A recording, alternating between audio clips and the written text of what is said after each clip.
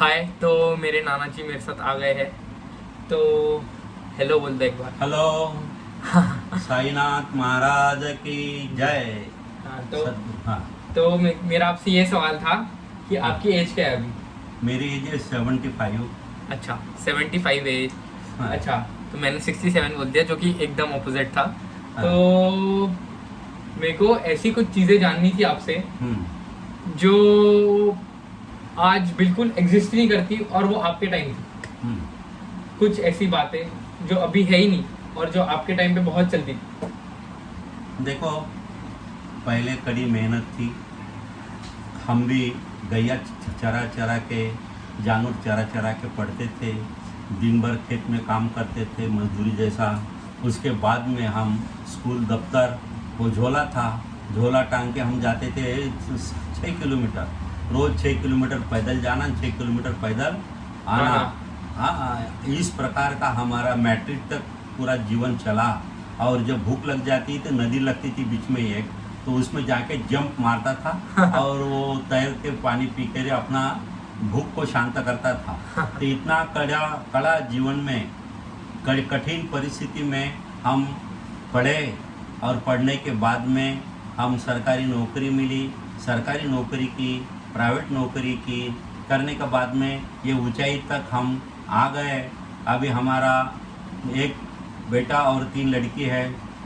हमारे घर में पीएचडी वाले भी कुछ लोग हैं जो डॉक्टरेट किए हैं। तो ऐसा जीवन में मुझे ईश्वर ने, मेरे सद्गुरु साईनाथ बाबा ने दिया। उसका आनंद मैं लूट रहा हूँ। मेरे साथ के जो लोग हैं, मेरा अभी ये पोता है चिन्मय, उसके साथ में मैं खेलने कूदने के लिए अभी भी सक्षम हूँ। नहीं तो हमारे एज के लोग मॉर्निंग वॉक, इवनिंग वॉक, थोड़ा खाना पीना करके अपना टाइम पास करते हैं। मगर हमारा स्पोर्ट्समैन स्पिरिट हमारे जीवन में है। मैं सुबह उठ करके योगा करता हूँ और प्योर वेजिटेरियन हूँ। ज़िंदगी में ना मटन खाया, ना चिकन खाया, ना अंडा खाया। दाल रोटी, सूखी रोटी खा के जीवन बिताया। और इस एज तक मैं अपना सद्गुरु साईं बाबा का भजन करता हूँ। शिव जी का मंदिर का भी निर्माण कार्य किया है। अभी वो निर्माण कार्य में मैं थोड़ा व्यस्त हूँ। ये निर्माण कार्य कानोलीवाड़ा नाम का गांव हिंगना तहसील में है। एक मिनट।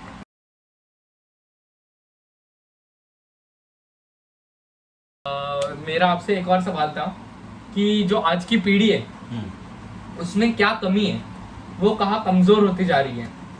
आज की पीढ़ी कमजोर नहीं है, पहले से बहुत ब्रिलियंट है, एक्सपर्ट्स है।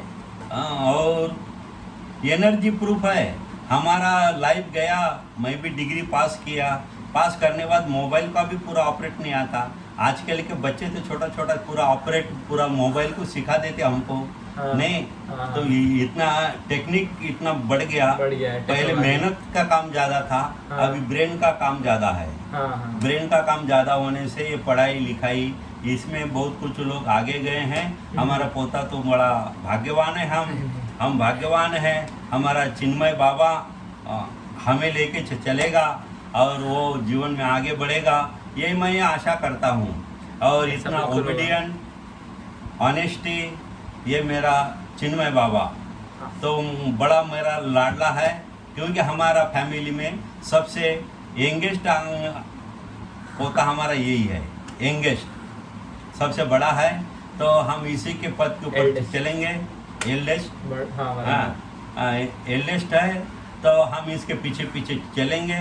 और हमारा जीवन तो अभी कितना दिन तक पता नहीं है। अभी कोरोना आ गया, कोरोना। हाँ, मुझे एक और सवाल था आपसे। आपका ये कोरोना के मतलब ये क्या बताना चाहेंगे आप लोगों को? ये कोरोना इस प्रकार के आया, जिस प्रकार घर में गंदगी हो जाती है। हाँ। तो गंदगी की सफाई के लिए ये प्रभु ने ऐसा खेल कर दिया, पोल्यूशन भी हट गया। हाँ। लोग पहले हाथ मिलाते थे। हमारा जो धर्म है, कोई भी मेहमान आता तो घर में भी हाथ धो, पाँव धो। तो अभी ये कोरोना ने सिखा दिया कि हाथ पाँव भी धोना जरूरी है। है कि नहीं? बराबर। हम तो वेजिटेरियन है, तो अभी कोरोना ने ये भी सिखाया है कि B vegetarian, you cartel your budget.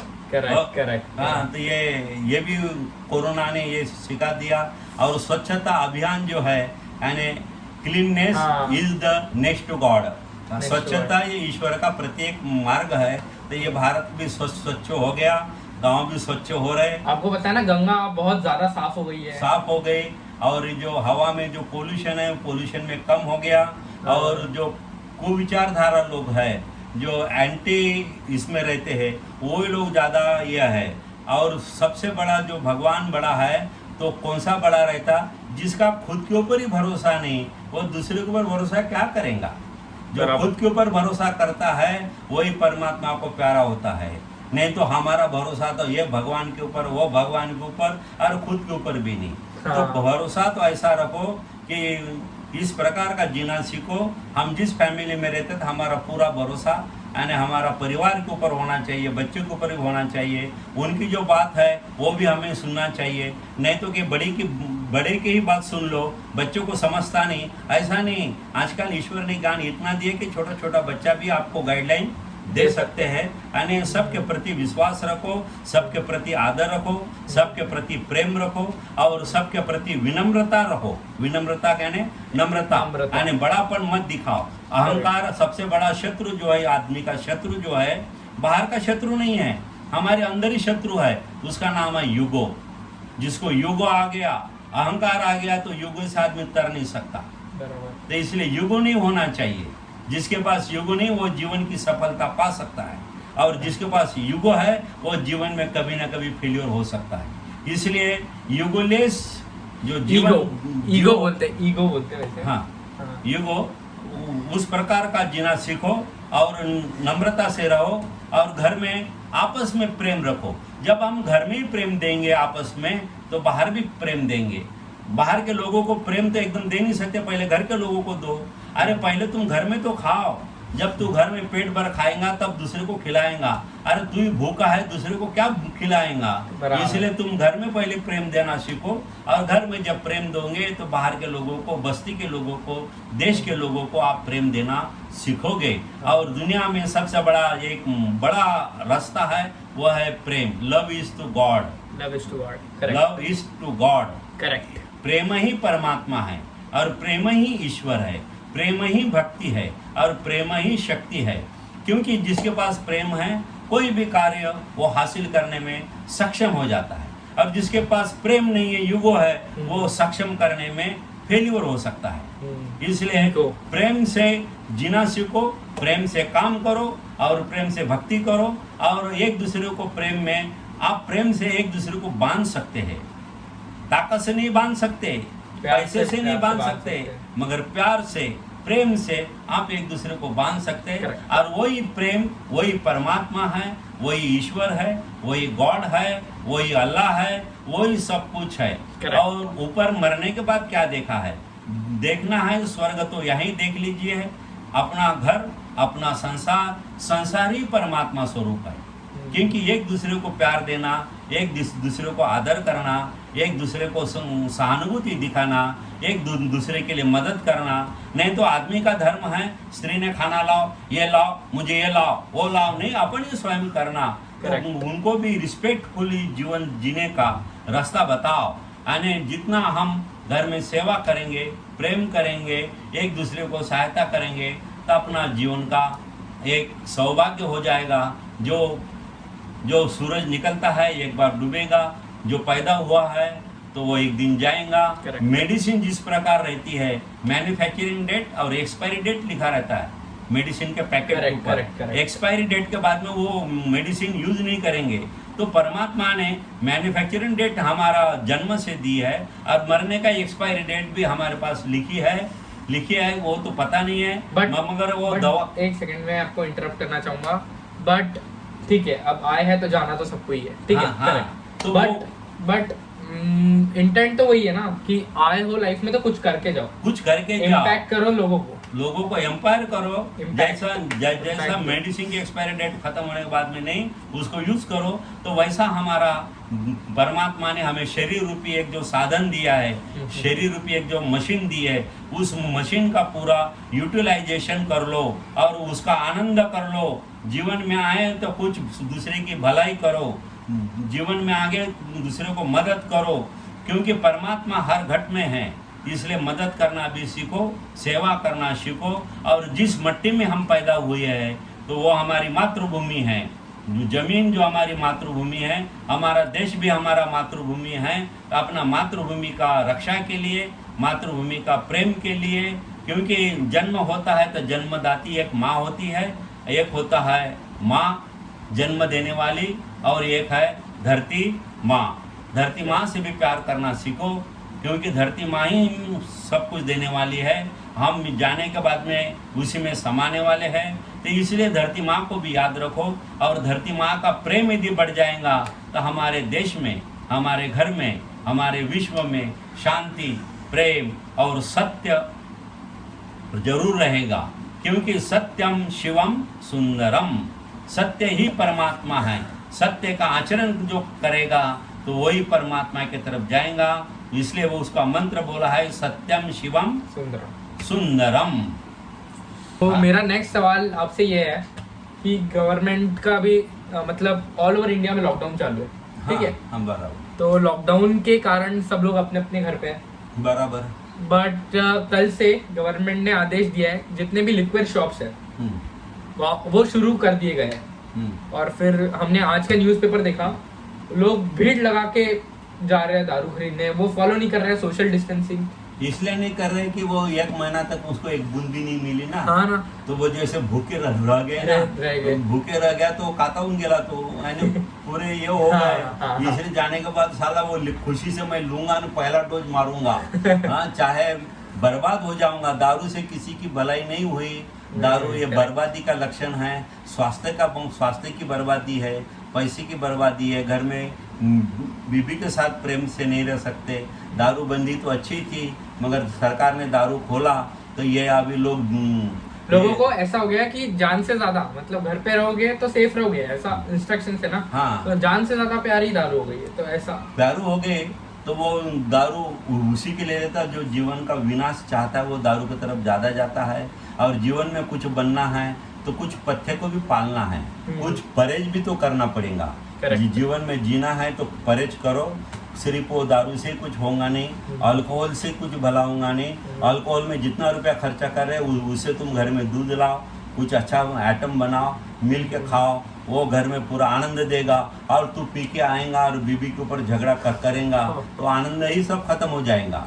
ये आनंद की सीमा ही खत्म हो जाएंगी। मगर सरकार ने इसलिए शुरू कर दिया तो सरकार को नहीं, सरकार कुछ भी अच्छा सोच के करेगा। नहीं, सरकार अच्छा नहीं करता। उसमें से जो इनकम होता है ना, इनकम वो टैक्स बढ़ा दिया, 80% हो गया उसका। अरे वो दारू तो सरकार भी चाहती नहीं होना, मगर सरकार को इनकम चाहिए तो इनकम के लिए दारू शुरू कर दिया। अभी वो पेपर में है ना, दारू बंदी होने से 3,000 करोड़ रुपए का स्टेट गवर्नमेंट का लॉस हो गया। अभी दारू खुली करने से उसमें एक्साइज ड्यूटी, ये ड्यूटी, वो ड्यूटी, सारा कवर हो गया। वो सारा वो कवर करने के लिए सब बट मेरे को ऐसा लगता है कि पहले स्टेज में दारू की दुकान खुलनी नहीं चाहिए थी, पूरा बंद ही रहना चाहिए था। देखो, लोग दारू बंदी थी तो लोग तो कोई मरे नहीं ना। दारू नहीं पिए तो मरे क्या? नहीं मरे। नहीं, करेक्ट, नहीं मरे लोग तो नहीं मरे, जिंदा थे, मगर उसका स्वास्थ्य भी ठीक हो गया। तो हमारे पास जो दो चार जो बेवड़े थे पीने वाले कानूनी 12 में, तो जब पीने के बाद वो देखे तो सारा उनका तबीयत ठाक हो गया। अब बहुत लोगों ने एक्चुअली छोड़ भी दी, जिनको था ना 20 दिन हो गए, अभी नहीं होती, बोले अभी तो बंद कर दिया हमने। कुछ लोगों ने छोड़ भी दिया तो उनका स्वास्थ्य भी बदला, 2 पैसे की बचत भी हो गई। अपना परिवार की तरफ वो अपना पैसे का उपयोग कर सकते हैं। तो सिर्फ तुम फल लाओ, तुम दारू पीने में खर्चा करने से केला लाओ, फल लाओ, बच्चे को भी खिलाओ, बीबी को खिलाओ, और तुम भी खाओ, और पूरा घर तंदुरुस्त रहो। तुम अकेला शौक के लिए सब करते हो और एक का शौक पूरा घर का बर्बादी करता है। इसलिए घर के सारा परिवार के बारे में सोचो। बच्चे का एजुकेशन है, उसको पैसा लगेगा, सब्जी भाजी लगेंगी। अभी कोरोना में कहाँ जाएंगे हम? कोरोना में ये नहीं मिलता, जो मिल रहा उसमें आनंद अपने को मानना चाहिए। और जीवन में जितना अपना स्वास्थ्य कैसा सुंदर रहे ये देखो। दारू आपका स्वास्थ्य अच्छा नहीं बनाती, दारू आपको स्वास्थ्य को विकृति लाती है, विकृति लाती है। दारू का आहार में जाने वाला आदमी मच्छर छाप होता है, उसका आयुष्य भी कम होता है, उसका आयुष्य भी बहुत कम हो जाता, उसका दिमाग भी काम नहीं करता, दिमाग भी काम नहीं करता। जितने खून खटले होते हैं, चोरी होती है, मारपीट होती है, तो उसमें दारू पी के करते। बिना दारू वाला समझ जाएंगे कि नहीं यार किसी को ऊपर अत्याचार नहीं करना चाहिए। हाँ, तो ये पीने के बाद ही ये हमले, मारपीट, झगड़े, ये ज्यादा रसूल होने का जो कार्य है वो है दारू। इसलिए मैं चाहता हूँ दारू नहीं पिए और दारू छोड़ दिए तो जिसका घर, उसके घर में शांति प्रेम बना रहेगा। वो दारू वाले के घर कभी शांति नहीं रहेंगी, बीवी से बात नहीं होगी, बच्चे से बात नहीं करेगा, पी के अपना स्टाइल में बात करेगा। पी के आने के बाद वो उसका ईगो बढ़ जाएगा, ईगो। हाँ, ईगो बढ़ जाता, मेरी ताकत क्या है, मेरी दारू की ताकत क्या है, और लुढ़कते हुए गाली देते हुए जाएगा। क्योंकि इसलिए ऐसी चीज की नशा मत करो जो अपना स्वास्थ्य के लिए खराब करे, आपका परिवार खराब हो, आपका घर खराब हो। वो इसलिए वो चीज से नफरत करना चाहिए, यह मैं प्रार्थना करता हूँ। और एक आखिरी क्वेश्चन आपको क्या लगता है ये कितनी देर और चलेगा लॉकडाउन? लॉकडाउन अभी कम होगा। क्या लगता है? उस परमात्मा ने धुलाई अच्छी कर दी, लोगों के ब्रेन की धुलाई कर दी, रास्ते की धुलाई कर दी, मशीन की धुलाई होगी, सैनिटाइज हो गया, पूरा सब सैनिटाइज हो गया, और हवा में जो कुछ कार्बन होगा वो भी निकल गया। और ये कोरोना ने सबका स्वास्थ्य भी सुंदर कर दिया।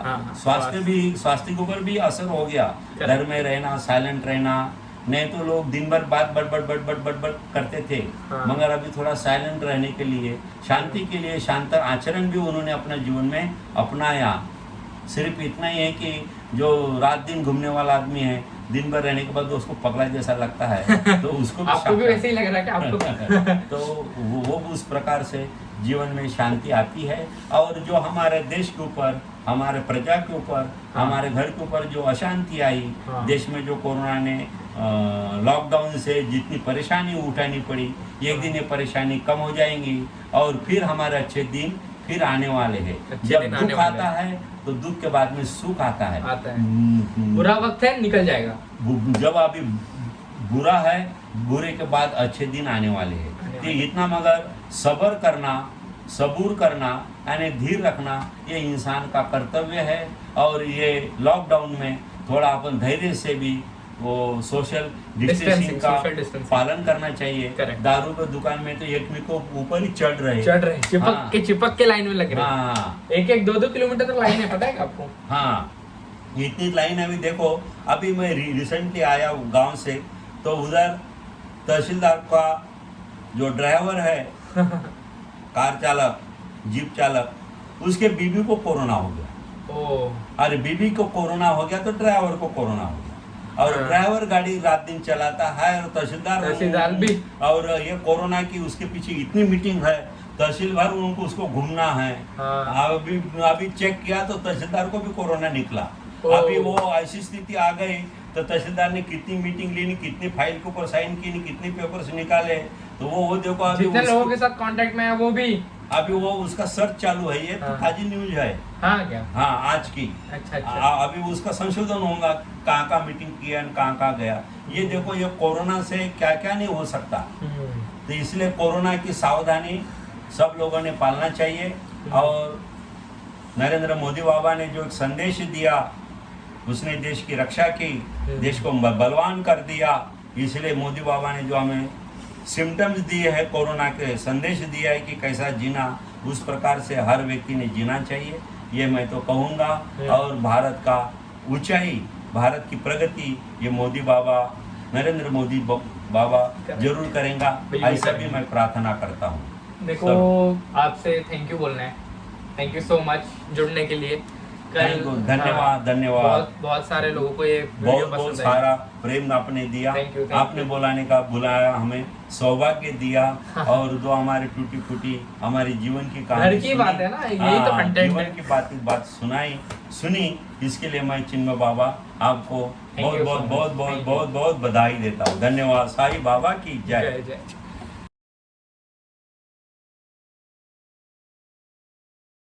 बहुत ही अच्छा आंसर दिया आपने। हम्म, तो मेरा नेक्स्ट सवाल ये है कि आपने भी पढ़ाई की है, ठीक है, हम भी पढ़ रहे हैं, इतना पढ़ा है और अभी आगे भी पढ़ना है, और ठीक है, तो मेरे को ये जानना था आपसे कि आपके टाइम पे एजुकेशन कैसा होता था?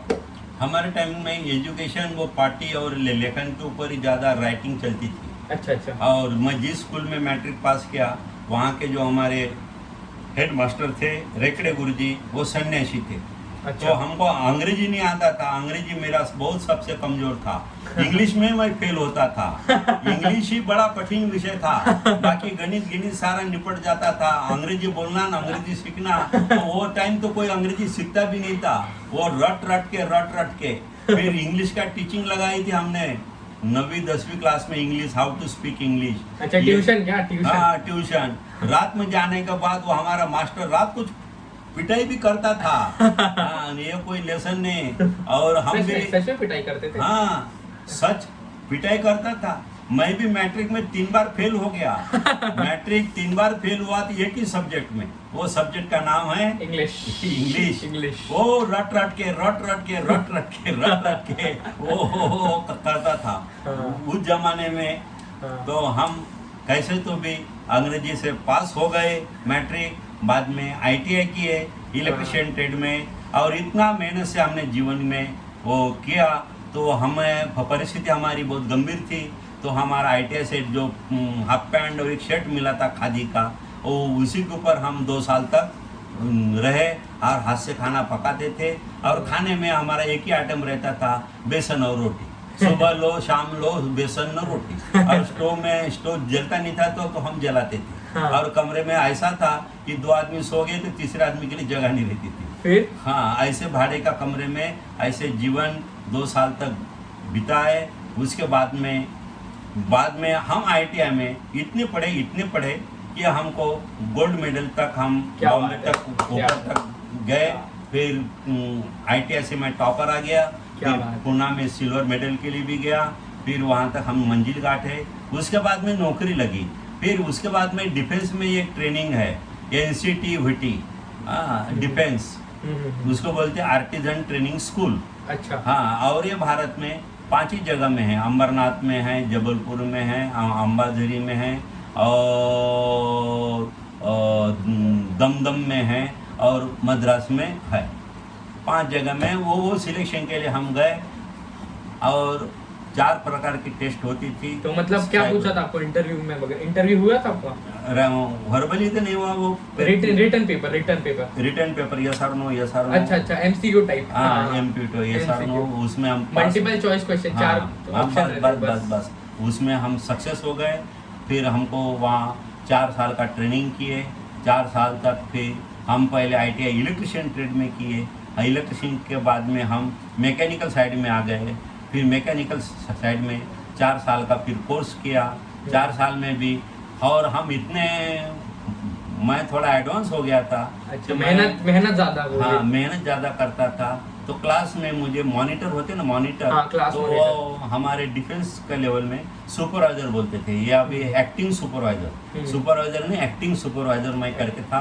जब अच्छा। कोई नहीं रहता था क्लास में, लेक्चरर नहीं आता था, तो वहाँ फिर हम पढ़ाते थे इंजीनियरिंग ड्राइंग, इंजीनियरिंग कैलकुलेशन, हाँ, इंजीनियरिंग ड्राइंग, इंजीनियरिंग ग्राफिक्स बोलते हैं ना अभी शायद। हाँ, ड्राइंग ग्राफिक्स जो भी है। हाँ, ग्राफिक्स है, इंजीनियरिंग, मैथमेटिक्स और थ्योरी, हर मशीन की थ्योरी क्या होता है क्या नहीं, वो थ्योरी के विषय में हम इतने एक्सपर्ट बन गए थे। और दिन भर प्रैक्टिकल होता था, क्योंकि ITI में क्या है, थ्योरी कम है और प्रैक्टिकल ज़्यादा है। और इंजीनियरिंग में क्या है, प्रैक्टिकल 20% है और थ्योरी 100% है। अच्छा, 80% है। यानी थ्योरी प्रैक्टिकल कम रहेगा, मगर थ्योरेटिकल इनको ज़्यादा रहेगा। और ITI में हर चीज़, ये भी हम जहाँ डिफेंस का कोर्स किया वहाँ भी प्रैक्टिकली सब होता था। फिर हमें वहाँ नौकरी लग गई, और यहाँ मैं साईं बाबा का भक्त होने से यहाँ मंदिर बांधा। फिर हमने 1990 साल में हम नौकरी को अलविदा कर दिया, नौकरी बाय छोड़ दी। फिर अभी भजन पूजन करता हूँ, मंदिर में रहता हूँ, स्पीकर हो, बोलो ना, पावरफुल स्पीकर हो, लोगों को मोटिवेट करते हो। मोटिवेट करता हूँ, क्योंकि आखिर क्या है, आखिर में जीवन जीने का कैसा, तुम सीधा जीने का रास्ता सीखो, सरल सीखो। हम आपको गुमराह करते होंगे तो परमात्मा भी आपको गुमराह करेगा। हम किसी को चूतिया बनाते होंगे, परमात्मा भी हमें चूतिया बनाएगा। इसलिए किसी को भी सरल रास्ता बताओ, सरल जीने का रास्ता जियो, और जितना हो सकता है तो अपना आत्मबल के लिए शरीर बल भी जरूरत है, एक्सरसाइज भी जरूरत है। मतलब सिर्फ मनोबल ही बढ़ने से नहीं होगा, बॉडी पे ध्यान देना चाहिए ना, हेल्थ बॉडी पे देना चाहिए, क्योंकि परमात्मा का जो मंदिर है वो तुम्हारा शरीर है। तुम्हारा शरीर में ही परमात्मा का वास है। परमात्मा जब तुम्हारे शरीर में है तो तुम निरोगी कैसे रहोगे, निरोगी कैसे जियोगे, और अपन अंतरात्मा को खोज में कैसे रहोगे, क्योंकि मन ही सबसे बड़ा है। क्योंकि मन की तरफ मत दौड़ो, मन जाते तो जाने दे, मगर मत जाने दे शरीर। मन तो किधर भी भगता है, मन की गति तो साउंड की गति से भी ज़्यादा है, इसलिए कहीं जाओ नहीं। इसलिए स्थिर रहो, स्थिर रहो, और जीवन में शांति पाना है, सुख पाना है, शांति पाना है। तो जीवन में जो शांति के जो खोज है वो उस रास्ते से चलना चाहिए।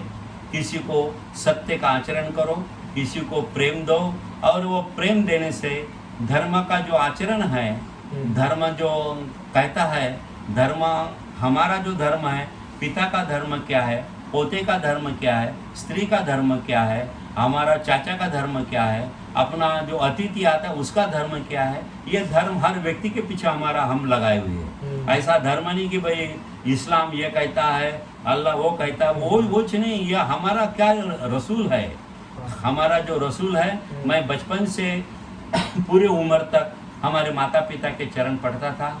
मेरे पिताजी चरण पढ़ने नहीं देते थे, तो भी मैं जीवन भर माता जी के चरण पढ़ता था, पिताजी के चरण पढ़ता था।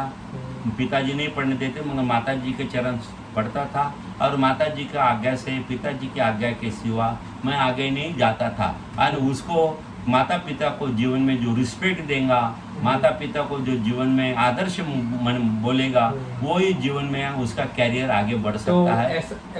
एक और चीज़ है मैं ऐड करना चाहूँगा। तो आज के डेट में ऐसा बोलते हैं, कहावत है कि अगर कोई लिविंग गॉड है, मतलब भगवान के रूप में कोई है, तो वो है पेरेंट्स। हाँ, तो सही बात है ना, बिल्कुल सही बात है। क्योंकि प्रेम तभी मिलेगा, माँ से झगड़ा करने से नहीं मिलेगा। रिस्पेक्ट देनी चाहिए ना, रिस्पेक्ट देना चाहिए, रिस्पेक्ट के साथ रहना चाहिए। और लीनियंसी जो है is to next to God, नम्रता ईश्वर का गुण है। Leniency, correct. हाँ, लीनियंसी होना चाहिए माता के प्रति, पिता के प्रति, भैया के प्रति, जो ज्येष्ठ होता है उनके प्रति। यानी किसी की भी बात सुन लो, किसी को भी दर्द मत करो, किसी को भी दुख मत दो। तो ऐसा ये जीवन है, ऐसा हमारे जीवन का हमारा चिन्मय बाबा ने जो हमें यहाँ बुला करके हमारा इंटरव्यू लिया, इसलिए चिन्मय बाबा को भी बहुत धन्यवाद है। और एक बार मैं मेरे भगवान का जयकार करता हूँ। श्री सच्चिदानंद सद्गुरु साईनाथ महाराज की जय। साईं ऐसे है, ना हिंदू है ना मुसलमान है, इंसान की औलाद इंसान बनेगा। बाबा ने सब दुनिया को इंसानियत सिखाई, साईं बाबा ने सेवा धर्म सिखाया, साईं बाबा ने मजहब नहीं सिखाया, साईं बाबा ने मानवता सिखाई। ऐसे मानवता के महान जो पुजारी है मेरे सद्गुरु साईनाथ बाबा है, उनके चरणों में नतमस्तक होता हूँ और हमारे चिन्मय बाबा को धन्यवाद देता हूँ। जय हिंद, जय महाराष्ट्र, जय महाराष्ट्र। हाँ।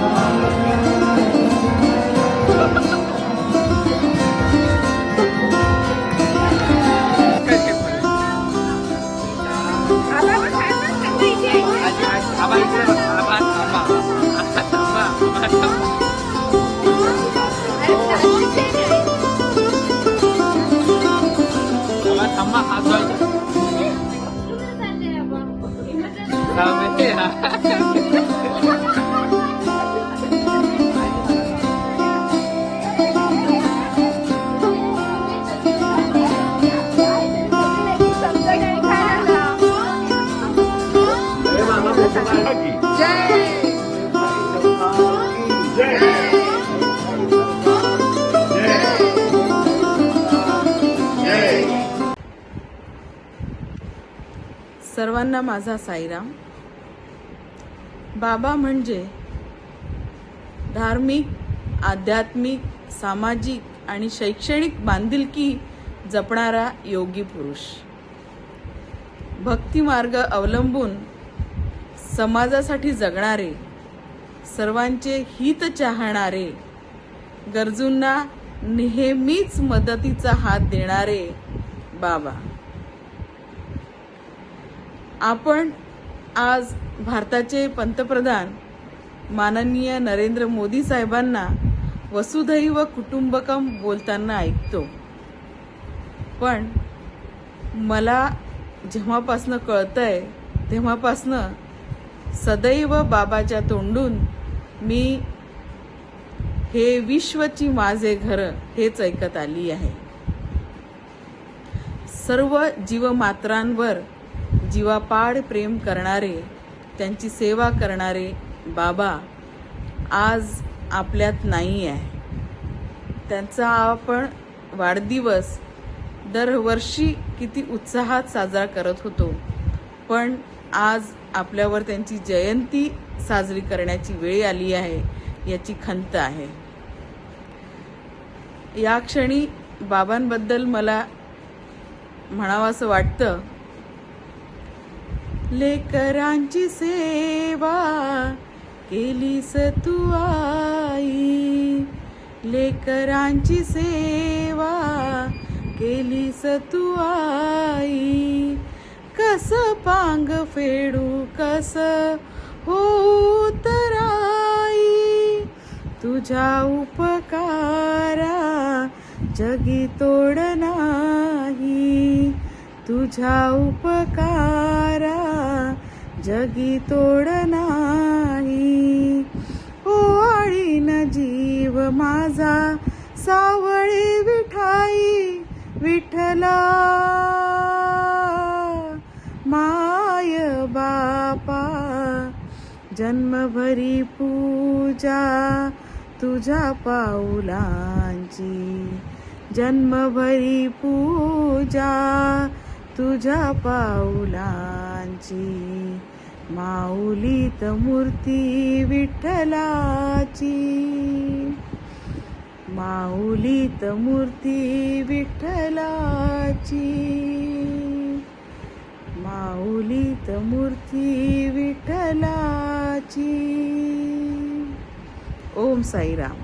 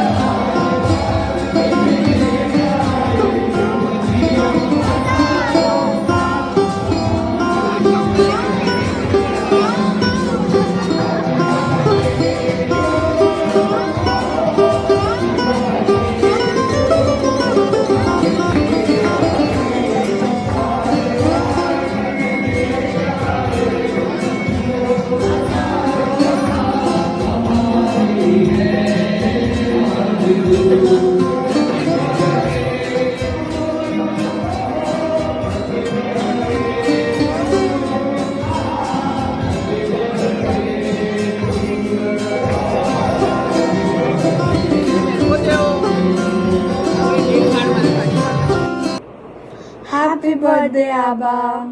अथर्व, आज आपण हा व्हिडिओ रेकॉर्ड करतोय, तर तू आबांबद्दल काय बोलशील? आबा खूप पोलाईट होते. त्यांनी आमच्यासाठी खूप मोठ्या मोठ्या जागा बनवल्या. Example Shivtekdi etcetera etcetera.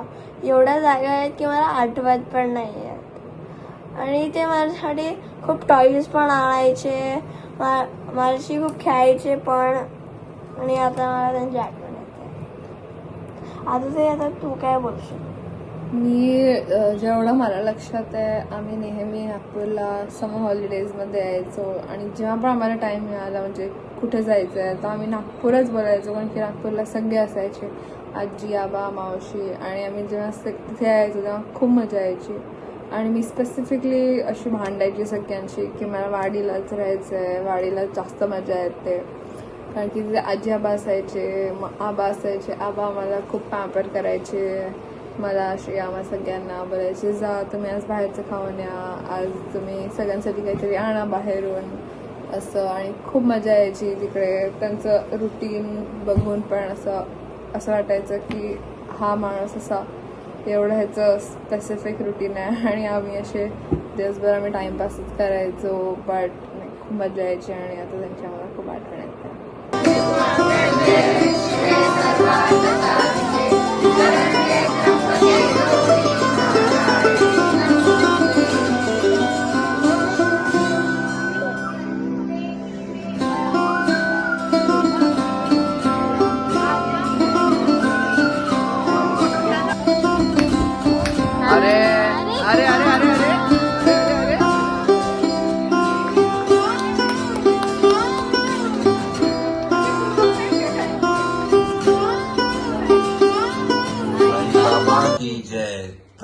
बाबा की जय.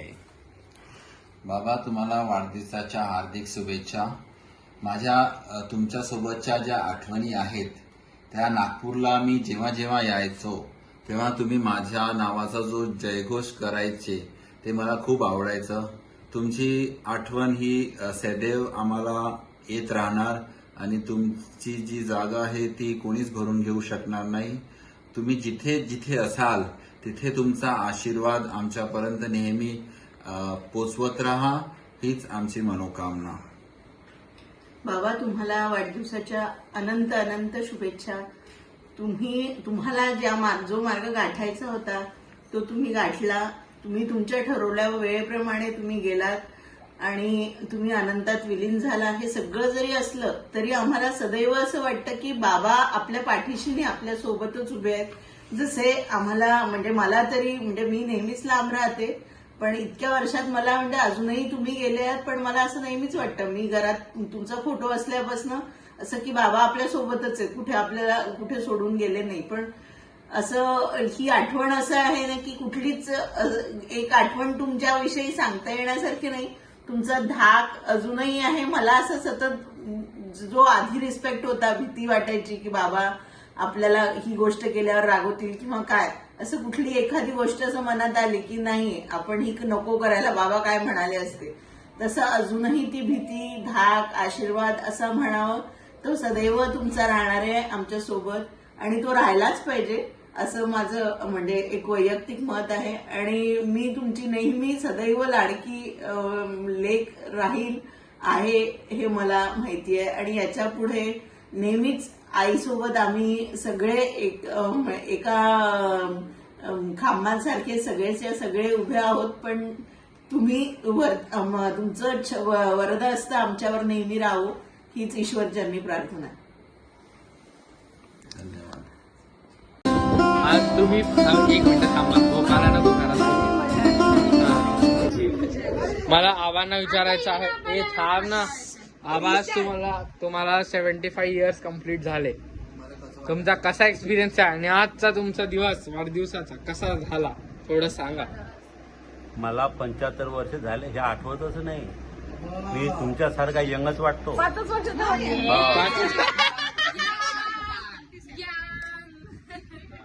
5 वर्षाचा. थांबा ना आबा.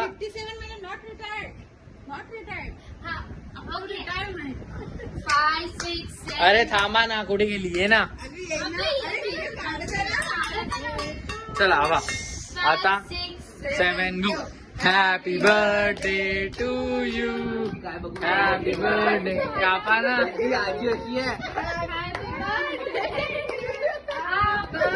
आबा आबा कापा. आबा कापायचा आहे.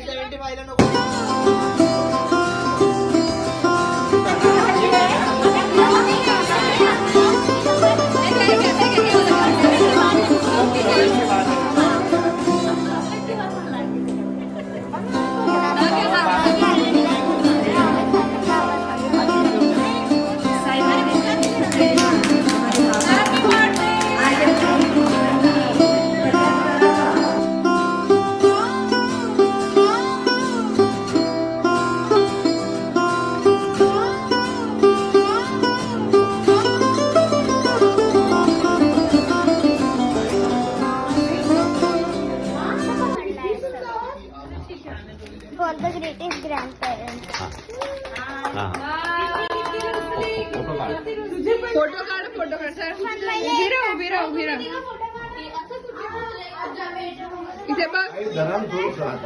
इथे बघ तीर्थ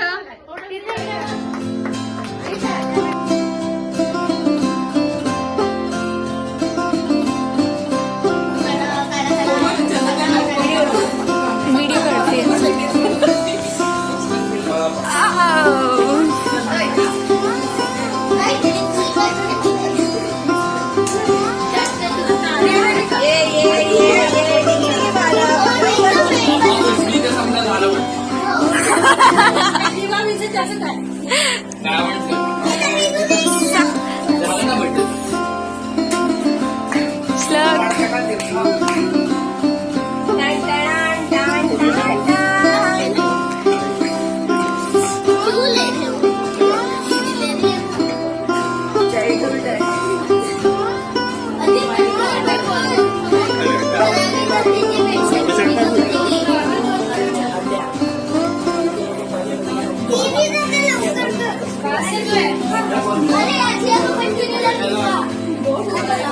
राहू दे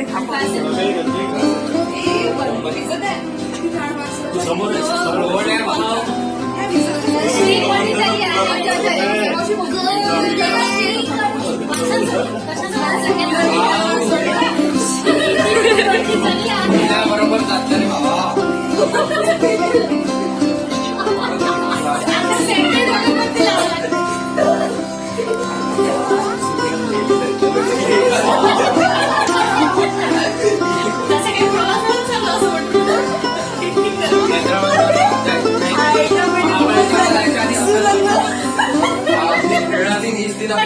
नाही महाबळेश्वर जायचे अरे मुंबईला होता मुंबईला एवढा मोठा आपण डोसा खाल्ला होता हा नव्हता